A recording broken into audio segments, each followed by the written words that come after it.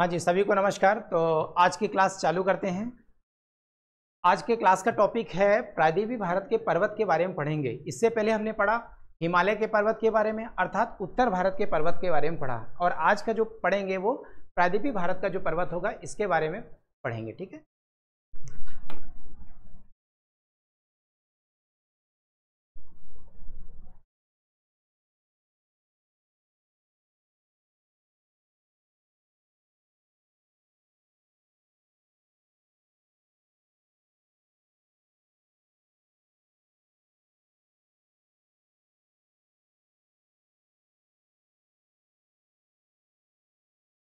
प्रायद्वीपीय भारत के पर्वत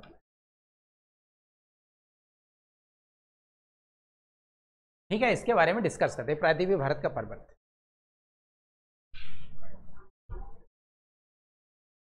तो हम क्या देखते हैं कि ये हिमालय और प्रायद्वीपीय भारत में नवीन कौन है? हिमालय। और प्रायद्वीपीय भारत क्या है? काफी पुराना है। मतलब हिमालय का निर्माण आज भी हो रहा है अगर प्रायद्वीपीय भारत से हम कंपेयर करें तो। और विस्तार भी कैसा हो रहा? उत्तर की तरफ हो रहा आज भी हिमालय।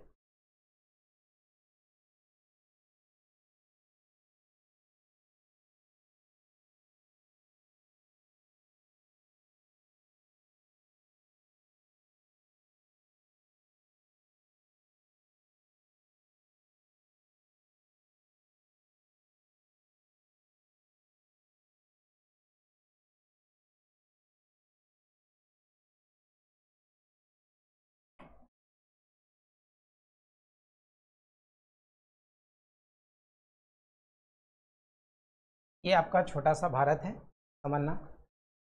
प्रायद्वीपीय भारत ये वाला हिस्सा है ना। प्रायद्वीपीय किसको कहेंगे? जो तीनों ओर जल से घिरा है। यहां पर अरब सागर, ये आपका अरब सागर, ये आपका हिंद महासागर, और ये क्या है? बंगाल की खाड़ी। ये वाला पूरा हिमालय के बारे में था, अध्ययन कर चुके हैं अपन ये। ठीक है। और आज जो पढ़ेंगे अरावली, मालवा, विंध्याचल, सतपुड़ा, है ना, ये चालू करेंगे। चलिए समझिए इसको प्रॉपर वे में।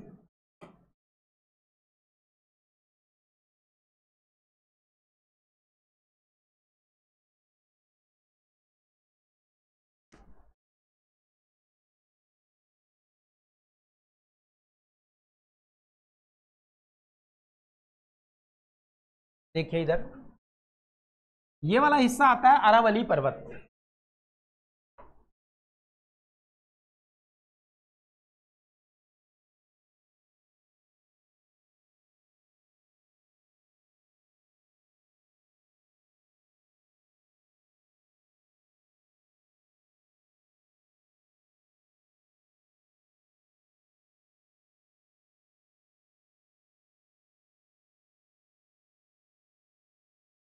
ठीक है, हेडिंग डाल लीजिए अरावली पर्वत।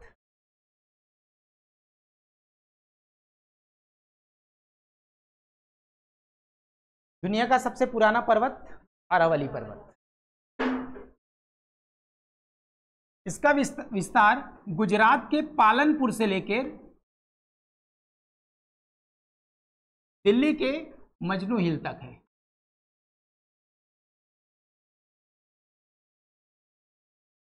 गुजरात के पालनपुर से लेकर दिल्ली के मजनू हिल तक है।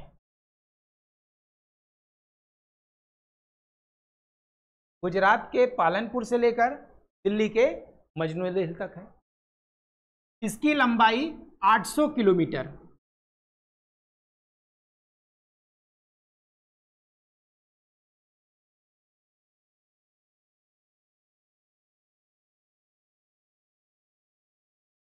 पालनपुर से लेके दिल्ली के मजनू हिल तक।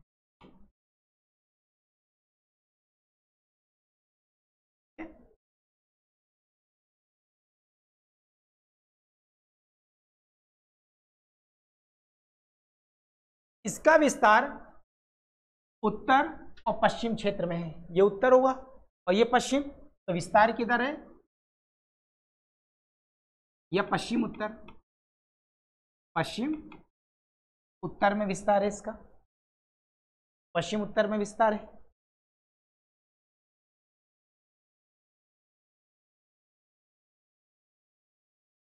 अरावली पर्वत की सबसे ऊंची चोटी गुरु शिखर,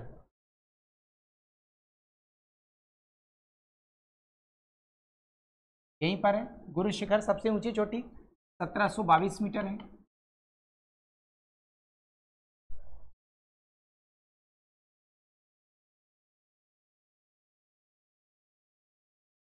ध्यान रखना यहाँ पर यही गुरु शिखर में यहाँ पर एक मंदिर है अरावली पर्वत में ही, जिसका नाम जैन मंदिर है, दिलवाड़ा जैन मंदिर। ठीक है,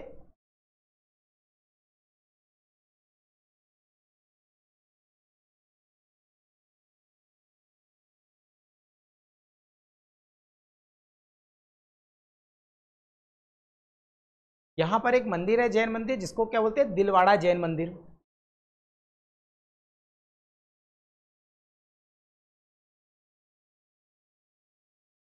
यहां से एक नदी निकलती है जिसका नाम है बनास नदी, और ये चंबल से जाके मिल जाती है। ठीक है, यहां से बनास नदी निकलती है और यहां चंबल में जाकर मिल जाती है।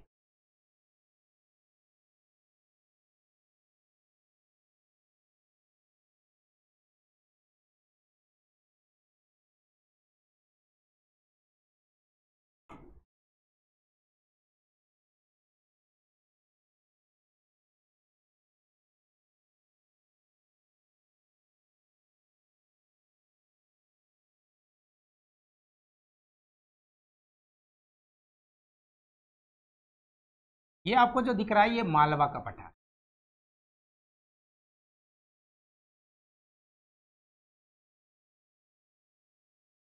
ये क्या है? मालवा का पठार।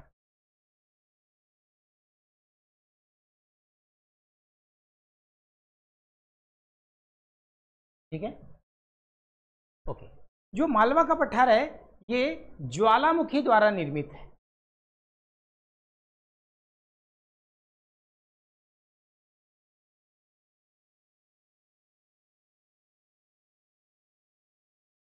ठीक है, ये जो मालवा का पठार है जो एमपी में मिल रहा है, ये आपका कुछ गुजरात में है, ये किसके द्वारा निर्मित है? ज्वालामुखी द्वारा। इससे पहले हमने पढ़ा था कि जो भारत है ये अफ्रीका से टूटकर अलग हुआ है और इसका विस्तार उत्तर पूर्व की तरफ हो गया है ना। तो इन क्षेत्रों में क्या हुआ? ज्वालामुखी फूटा, लावा निकला, लावा क्या हुआ? धरातल पे फैल गया, शांत हो गया, ठंडा हो गया, उसका बेसाल चट्टानों का निर्माण हो गया और उसी बेसाल चट्टानों से क्या बन गया? फिर मिट्टी बनी और उस मिट्टी का नाम क्या है? काली मिट्टी। ये तो लावा मिट्टी भी ओके। तो जब ये ज्वालामुखी द्वारा निर्मित है तो स्वाभाविक बात है यहां किस प्रकार की मिट्टी पाई जाएगी? काली मिट्टी।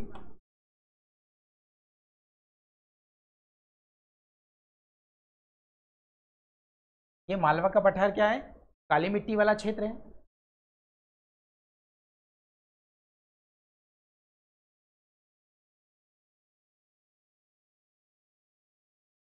एक यात्री था जिसका नाम है पाहियान, है ना। मालवा की जलवायु को सर्वश्रेष्ठ जलवायु कहा है।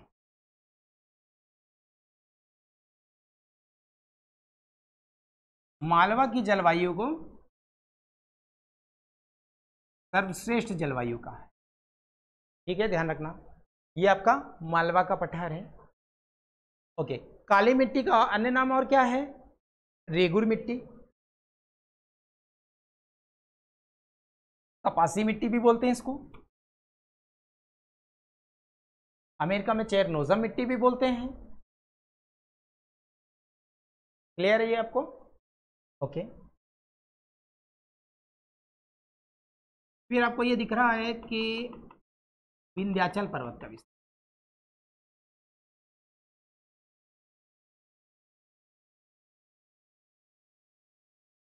विंध्याचल पर्वत,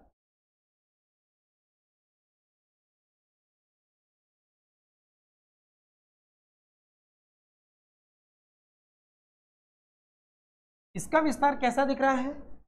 पश्चिम से पूर्व की तरफ। इसका विस्तार कैसा है?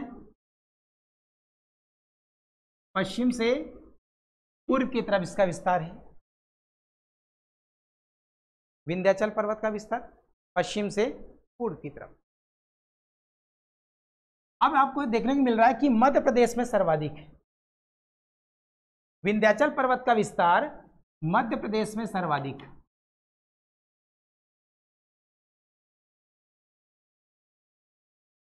इसका विस्तार विंध्याचल पर्वत का मध्य प्रदेश में सर्वाधिक। ओके, अब इसका जो विस्तार है तो पूर्व की तरफ जाते जाते यहां पर क्या है? भांडेर, और ये क्या है? कैमूर। तो इसके पूर्व में जो विस्तार है कौन सी पहाड़ी का है? भांडेर और कैमूर पर्वत का विस्तार भी है। इसके पूर्व वाले क्षेत्र में भांडेर और कैमूर, ये क्या है? पहाड़ी है।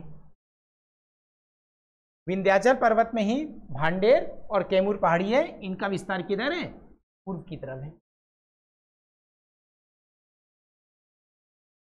ओके, एक चीज और थोड़ा ध्यान रखना, मालवा में थोड़ा सा देख लेना एक, कि मालवा का जो ढाल है, ढाल वो किधर है? उत्तर की तरफ। मालवा में थोड़ा एक पॉइंट और जोड़ लेना कि मालवा का जो ढाल है, ढाल क्या है इसका? उत्तर की ओर है। आज स्वाभाविक बताया, अगर ढाल उत्तर की ओर है तो यहां से जो नदियां निकलेंगी वो उत्तर की तरफ ही बहेंगी। तो ऐसी कौन कौन सी नदियां हैं? बेतवा,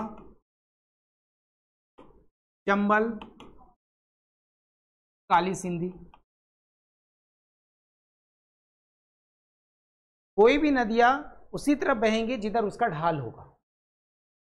ठीक है, जिस पहाड़ी से निकली है या पर्वत से निकली है, जिधर ढाल होगा नदियां उसी दिशा में प्रवाहित होंगी। तो मालवा में जो नदियां जो भी निकल रही है वो किधर बह जा रही है? उत्तर की तरफ है। चंबल नदी यहां से ऐसे बह जा रही है। बेतवा भी ऊपर की तरफ बह जा रही है, क्योंकि ढाल क्या है उनका? उत्तर की तरफ ढाल। ओके, तो विंध्याचल पर्वत के बारे में क्लियर है। विस्तार क्या है? पश्चिम से पूर्व, मध्य प्रदेश से सर्वाधिक फैली हुई है, और भांडेर और कैमूर भी इसमें पहाड़ी है जो क्या है? पूर्व की तरफ फैली हुई है। क्लियर है? ओके,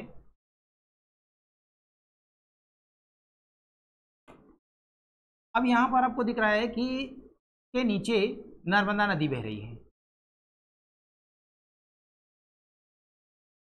ये नर्मदा नदी है।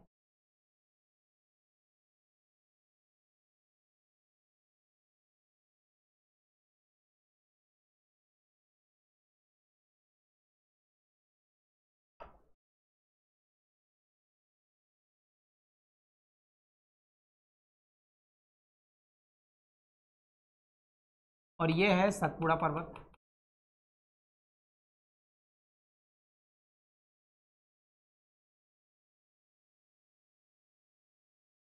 और इसके नीचे बहती है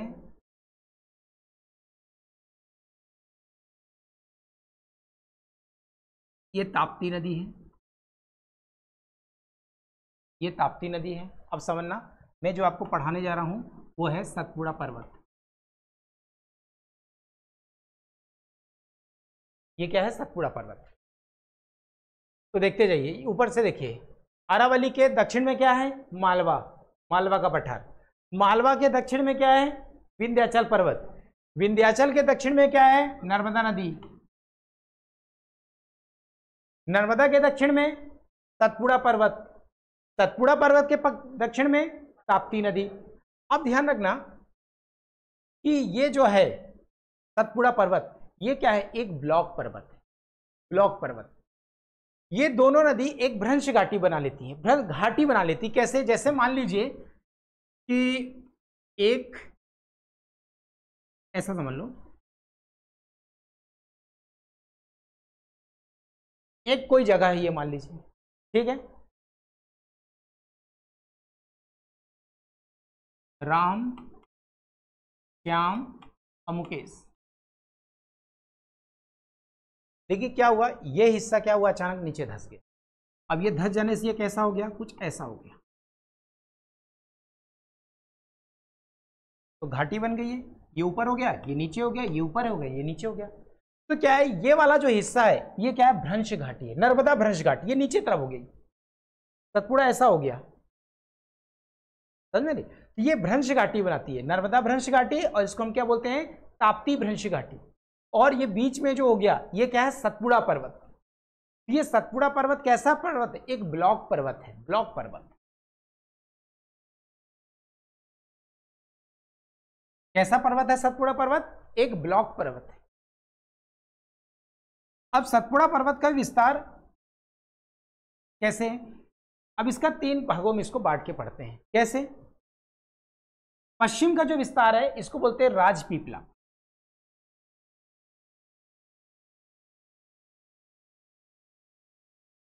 इसका पश्चिम वाला क्षेत्र क्या बोलेंगे, राजपीपला पहाड़ी।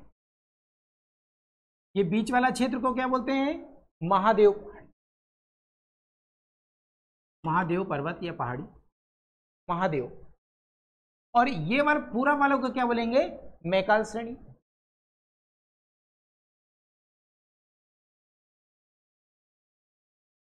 महादेव पर्वत की सबसे ऊंची चोटी धूपगढ़,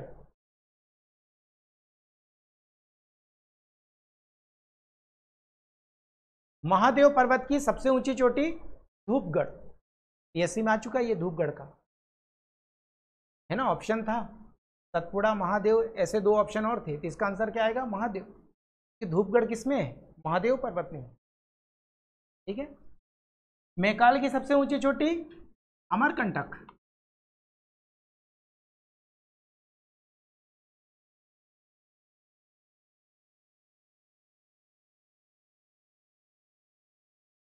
क्लियर है। सतपुड़ा पर्वत है, इसको 3 भागों में बांट दिए, इधर पश्चिम, मध्य और पूर्व में कर दिए। तो पश्चिम में राजपीपला पहाड़ी है, यहाँ बीच में महादेव पर्वत है, और ये क्या है, मैकाल श्रेणी है। महादेव पर्वत की सबसे ऊंची चोटी धूपगढ़, मैकाल पर्वत की सबसे ऊंची चोटी अमरकंटक। क्लियर यहाँ तक, आगे बढ़े।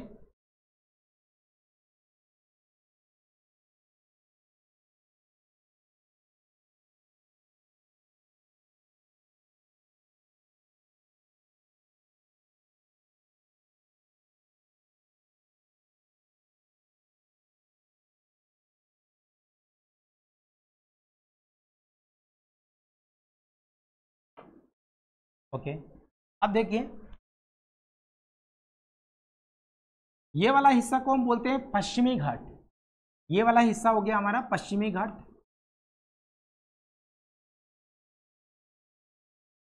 और ये वाला हिस्सा हो गया, ये वाला पूरा हिस्सा, इसको बोलेंगे पूर्वी घाट, ठीक है। ओके, अब ये क्या है, ये ताप्ती का मुहाना बोल सकते हैं इसको, खंबात की खाड़ी बोलो जहां पर नर्मदा नदी गिरती है। ओके, तो ताप्ती नदी के मुहाने से लेकर, और ये क्या होगा हमारा गोवा, ये ताप्ती,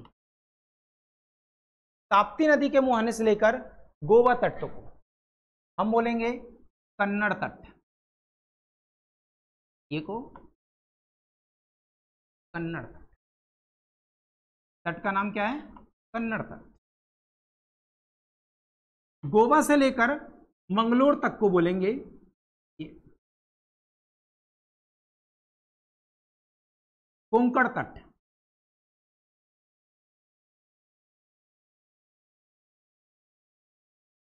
कोंकण। गोवा से लेके मंगलोर तक को क्या बोलेंगे, कोंकण तट। मंगलोर से कन्याकुमारी,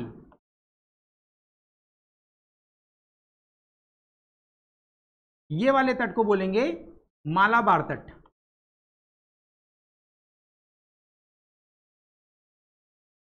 ठीक है, ध्यान रखना ये तटीय क्षेत्र है, ये तटीय है, मतलब जो समुद्र से सीमा बना है। तापी नदी के मुहाने से लेके गोवा तक को बोलेंगे कन्नड़ तट, गोवा से लेके मंगलोर तक बोलेंगे कोंकण तट, मंगलोर से कन्याकुमारी को बोलेंगे मालाबार तट, ठीक है। आप जब इसको लिख रहे हो ना, तो कोशिश ये होना चाहिए आपकी कि मैप में ही इसको मेंशन करो, है ना, क्योंकि एक बार चेहरा देखोगे तिलक लगा लोगे एक बार में, माने एक बार में आपके माइंड में पिक्चर बन जाएगी। ये आपका पश्चिम बंगाल होगा, ये वाला क्षेत्र। ये आपका उड़ीसा दिख रहा है, ये वाले हिस्से को बोलते हैं उत्तरी सरकार तट, सॉरी उत्कल तट, उत्कल, उत्कल तट।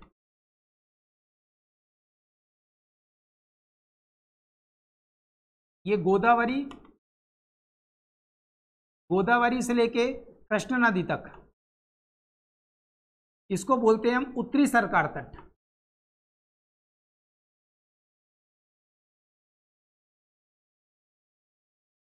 ठीक है, ये उड़ीसा वाला क्षेत्र, इसको हम क्या बोलेंगे, उत्कल तट। गोदावरी से कृष्णा नदी तक के उत्तरी सरकार तट, और कृष्णा नदी से कन्याकुमारी तक, इसको बोलेंगे कोरोमंडल तट।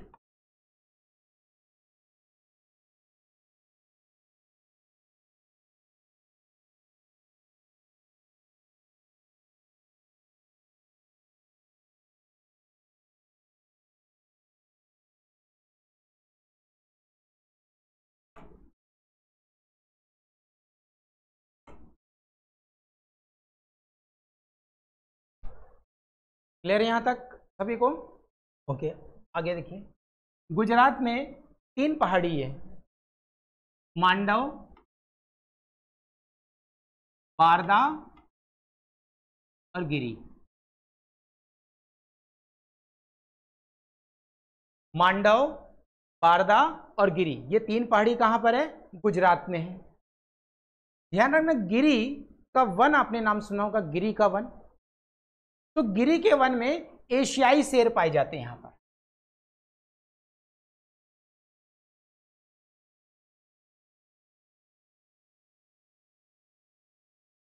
एशियाई शेर, मांडव, बारदा, गिरी।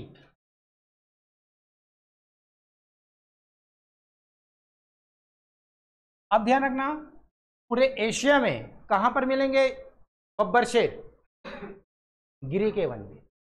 और इसके अलावा अफ्रीका में भी मिलेंगे, क्योंकि भारत अफ्रीका से टूटकर अलग हुआ है। तो अफ्रीका का जो शवाना जंगल है, वहां पर भी एशियाई शेर मिलते हैं, बब्बर शेर वैसा बोल सकते हैं। ये 2 जगह मिल रहे हैं, कहां पर, एक अफ्रीका और एक अपने एशिया में, कहां पर, गिरी के वन में मिलते हैं यहां पर।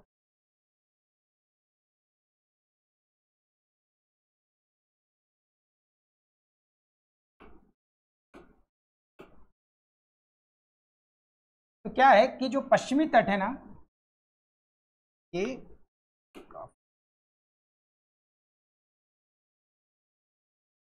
देखिए, ये पश्चिमी तट को, ये पश्चिमी तट या पश्चिमी घाट। पश्चिमी घाट की सबसे ऊंची चोटी क्या है, या पश्चिमी घाट को हम किस नाम से जानते हैं, सह्याद्री के नाम से भी। ये बार पूरा अपना पश्चिमी घाट, अब समझ में आ रहा पश्चिमी घाट क्या, ये वाला पूरा हिस्सा क्या है, पश्चिमी घाट। तो पश्चिमी घाट के अन्य नाम क्या है, सह्याद्री, सह्याद्री। पश्चिमी घाट का अन्य नाम क्या है, सह्याद्री, सह्याद्री।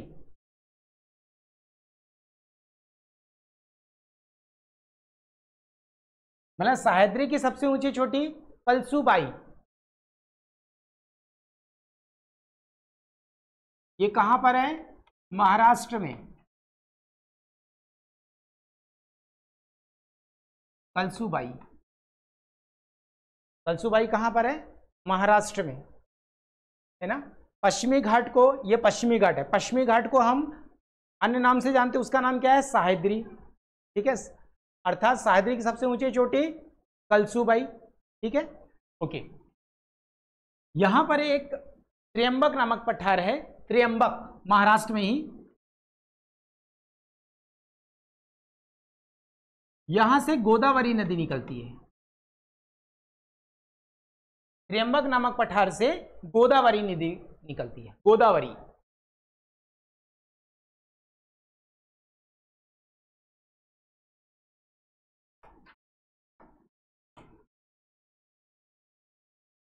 त्र्यंबक नामक पठार से क्या नदी, गोदावरी नदी निकलती है।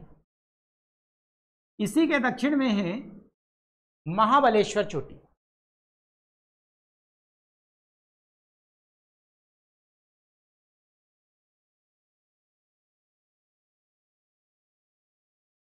महाबलेश्वर, यहां से कृष्णा नदी निकलती है।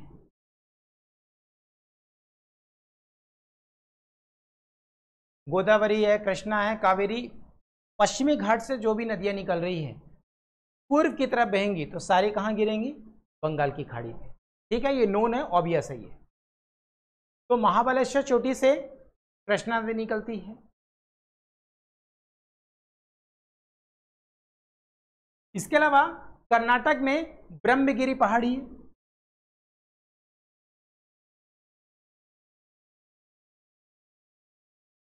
यहां से कावेरी नदी निकलती है।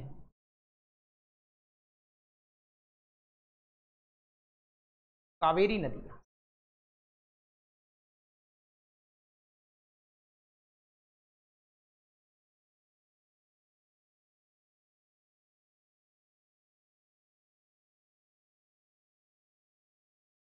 ठीक है, ओके। इसके अलावा हमने इससे पहले ये देखा था कि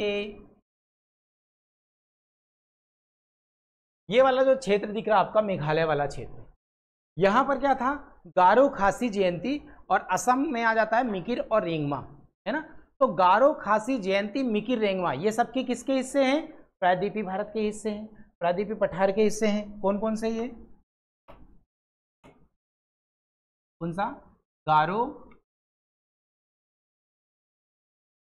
खासी जयंती, मिकिर और रेंगमा। गारो खासी जयंती ये कहां पर है, तीनों मेघालय में है ये, और ये दोनों कहां पर है, असम वाले क्षेत्र पे है ये, है ना। तो ये जो पांचों पहाड़ी दिख रही, ये पांचों पर्वत, ये किसके हिस्से हैं, प्रायद्वीपीय भारत, हिमालय के हिस्से नहीं है ये, है ना, हिमालय का हिस्सा नहीं है। ये सब किसके हैं, प्रायद्वीपीय भारत में जो पठार पर्वत है उनके हिस्से हैं। ओके,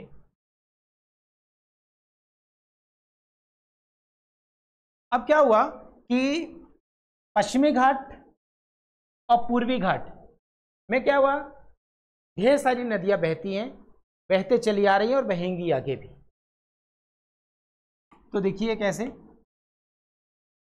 कैसे मान लो नदियां ये बह रही है,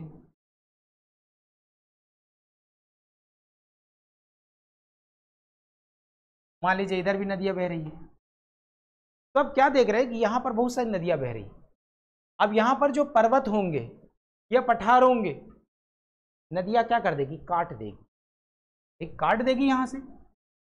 मतलब जो पश्चिमी घाट पूर्वी घाट दोनों के जो तट है बहुत सारे क्या है, कटे छटे, कटे हुए, है ना। तो ये वाला क्षेत्र भी कटा है और ये वाला क्षेत्र भी कटा हुआ है। किसने काटा, नदियों ने कटाव कर दिया। अब एक चीज और, जो भी नदियां पूर्वी घाट में गिरती है वो डेल्टा का निर्माण करती है, और जो नदियां पश्चिमी घाट में गिरती है वो एशोचरी का निर्माण करती है। रीजन, जो नदियां पूर्वी घाट में गिरती है वो क्या है, काफी दूर से निकल रही, ढाल ज्यादा था, पहाड़ से निकली, पहाड़ों में ढाल ज्यादा रहता है, मैदानी क्षेत्र को प्राप्त की, तो मैदानी क्षेत्र को प्राप्त की तो नदियां कैसे बहेंगी, धीरे बहेंगी। तो अपने साथ जितना भी अवसाद लाती है वो सबको क्या, बिछाते हुए आगे बढ़ेंगी, है ना। तो बिछाते हुए आगे बढ़े, अब समुद्र से क्या लहरें आएंगी, तो लहरें क्या नदियों को धक्का दे देंगे। तो क्या जो इनके साथ अवसाद आएगा वो समुद्र के अंदर ना जाके ये तटीय क्षेत्र में ही बिछ जाएगा, जिसकी वजह से इन क्षेत्रों में किसका निर्माण हो जाता है, डेल्टा का निर्माण। लेकिन यहां पर क्या, पर्वत ही पर्वत, ढाल बहुत ज्यादा, जितना ज्यादा ढाल नदियां उतनी तीव्र गति से बहेंगी, यहां तीव्र गति से बहती हैं, तो क्या तीव्र गति से बहेंगी तो नदियों का जो पानी होता है वो समुद्र के पानी को धक्का देता है, लहरों को, तो क्या मलबा अंदर में जाके गिरता है। यहां पर डेल्टा का निर्माण नहीं हो पाता, ये एशोचरी का निर्माण होता है इस चीज, समझ में आई? अब समझिए इसको।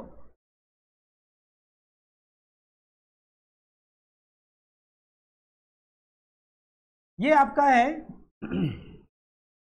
ये आंध्र प्रदेश वाला दिख रहा है हिस्सा, ये आंध्र प्रदेश। आंध्र प्रदेश में कुछ पर्वत हैं, नल्लामलाई,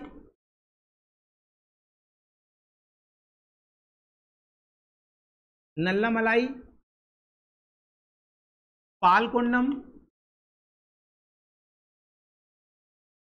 वेलिकोंडम।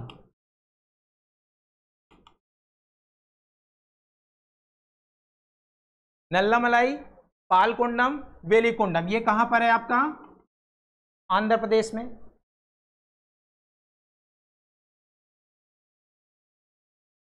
ये आपका कौन सा है? तेलंगाना। तेलंगाना में शेषाचलन,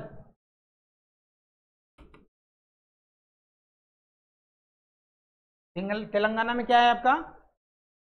शेषाचलन, तेलंगाना में।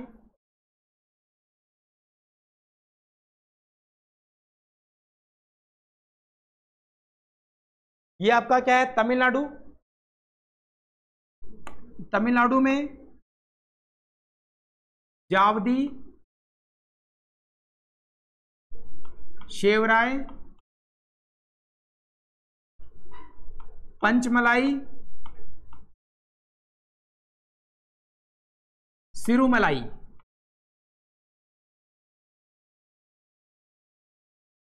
ये सब तमिलनाडु में है। ठीक है, जितने ये पर्वत दिख रहे हैं ये कहां पर है? तमिलनाडु में।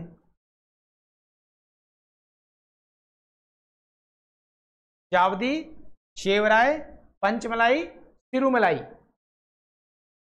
ये कहां है? सब तमिलनाडु में है।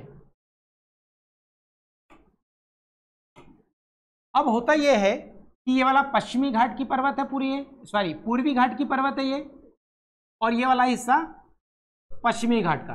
तो पूर्वी घाट के पर्वत और पश्चिमी घाट की पर्वत दक्षिण में आकर एक गांठ का निर्माण कर लेती है।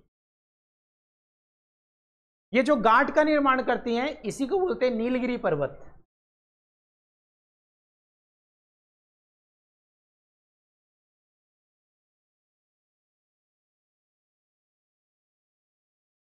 ये पश्चिमी घाट की पर्वत, ये पूर्वी घाट की पर्वत, यहां का दोनों का मिलन हुआ। ये जो मिले इसको क्या बोले अपन? नीलगिरी पर्वत।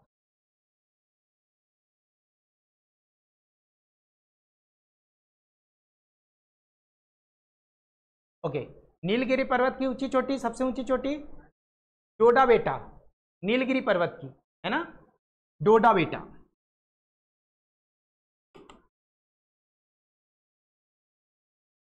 दक्षिण भारत की दूसरी सबसे ऊंची चोटी डोडा बेटा। ठीक है, दक्षिण भारत की दूसरी सबसे ऊंची चोटी डोडा बेटा, नीलगिरी पर्वत की सबसे ऊंची चोटी डोडा बेटा।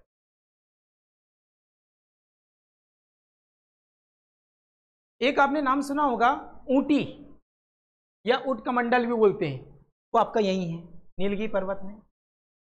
ऊटी भी यही है या ऊट कमंडल भी बोलते हैं।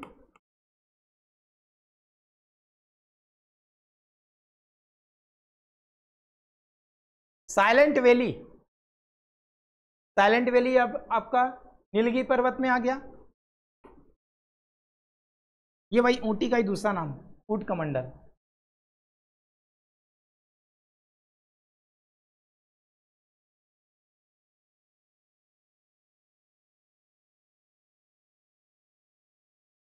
ओके, नीलगिरी पर्वत के जस्ट दक्षिण में, नीलगिरी पर्वत के दक्षिण में एक यहां पर दर्रा है जिसका नाम है पालघाट दर्रा। पालघाट,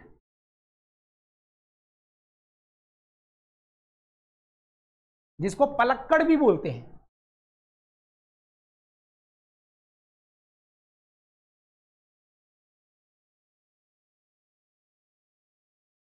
ठीक है, पालघाट दर्रा ये कहा? नीलगिरी पर्वत के दक्षिण में पालघाट दर्रा। ये पालघाट दर्रा केरल को तमिलनाडु से जोड़ता है। है ना, जिससे सड़क मार्ग, रेल मार्ग इसी दर्रे से जुड़े हुए हैं, केरल को तमिलनाडु से। जस्ट नीलगिरी पर्वत के दक्षिण में क्या है, पालघाट दर्रा। दर्रा तो क्लियर है ना, क्या होता है दर्रा? दो पर्वतों के बीच का स्थान जहां पर नदियां पहले बहती थी, अब बहना बंद कर दी, तो आने जाने का क्या रास्ता बना लिए, उसी को हम दर्रा कहते हैं। ये दर्रा पालघाट दर्रा इसके नीचे। ओके, अब पालघाट दर्रा के नीचे अर्थात ये तमिलनाडु वाले क्षेत्र में अन्नाईमुदी है।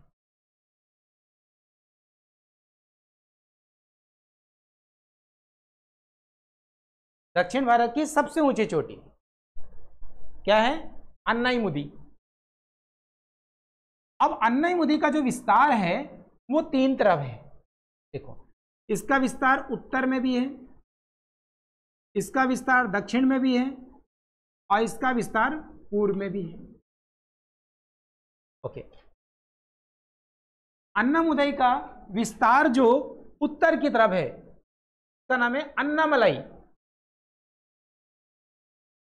अन्नामलाई।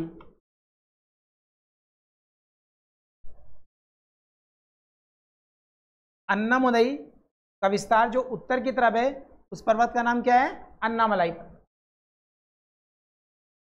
अन्नामुदई पर्वत का जो दक्षिणी विस्तार है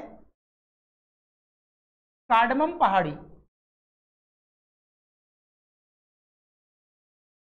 या इलायची पहाड़ी, वही इलायची जो खाते हैं अपन, इलायची पहाड़ी या हिमालय पहाड़ी,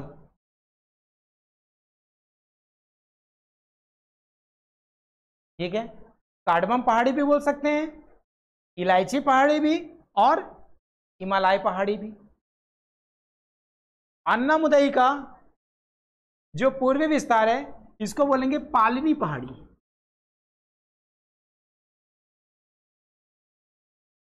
पालनी पहाड़ी,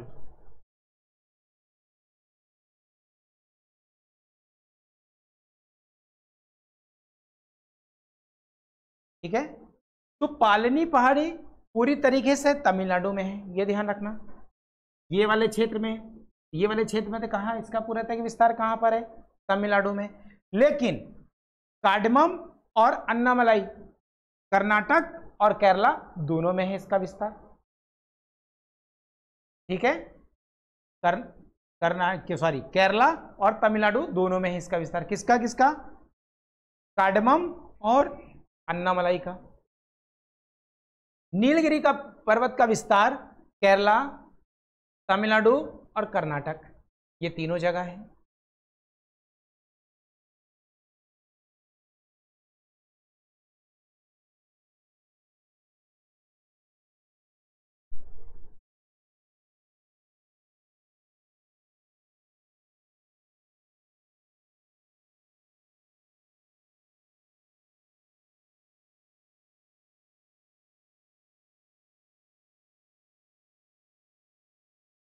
क्लियर है, कोई डाउट?